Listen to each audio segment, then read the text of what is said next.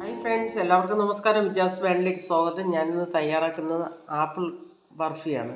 അപ്പം ഈ ആപ്പിളൊന്ന് നമുക്ക് കട്ട് ചെയ്ത്, ആപ്പിൾ ഞാൻ കട്ട് ചെയ്ത് എടുത്തിട്ടുണ്ട്. ഇതിലേക്ക് നമുക്ക് ഒരു പാത്രത്തിൽ 2 ടേബിൾ സ്പൂൺ മൈദപ്പൊടി ഇട്ട് കൊടുക്കണേ.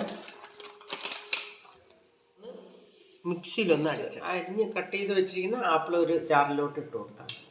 ഇതൊന്ന് നമുക്ക് അടിച്ചെടുത്തിട്ട് വരാം. അടിച്ചെടുത്തിട്ട് ടേബിൾ സ്പൂൺ മൈദപ്പൊടി എടുത്തിട്ടുണ്ട്. അതൊന്ന് കുറച്ച് വെള്ളം ഒഴിച്ചൊന്ന് മിക്സ് ആക്കി എടുക്കാം. അടുപ്പ് കത്തിച്ച് ഒരു ഫ്രൈ പാൻ വെച്ച് കൊടുക്കാം. പാത്രം ചൂടായിട്ടുണ്ട്. ഇതിലേക്ക് നമുക്ക് ഒരു ടീസ്പൂൺ നെയ്യ് ഇട്ട് കൊടുത്തു. നമ്മൾ നെയ്യ് ചൂടായിട്ടുണ്ട്. ഇതിലേക്ക് അടിച്ചു വെച്ചിരിക്കുന്ന ആപ്പിൾ ഇട്ട് കൊടുക്കാം.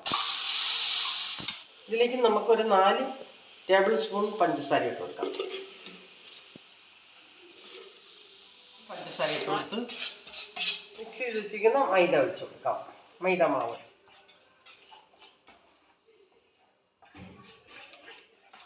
ഇതിലേക്ക് അല്പം ഫുഡ് കളർ ഒഴിച്ചു കൊടുക്കാം.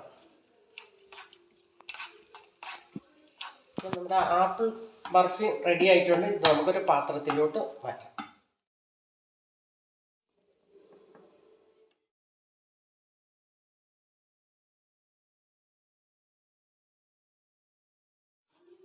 നമ്മുടെ ബർഫി റെഡി ആയിട്ടുണ്ട്. അല്പം തണുക്കാൻ വയ്ക്കണം. അപ്പം നമ്മുടെ ഇന്നത്തെ ആപ്പിൾ ബർഫി റെഡി ആയിട്ടുണ്ട്. ഇതൊരു പ്ലേറ്റിലോട്ട് നമുക്ക് മാറ്റാം. അല്പം കശുവണ്ടി പൊടിച്ചത് ഇട്ട് കൊടുക്കാം.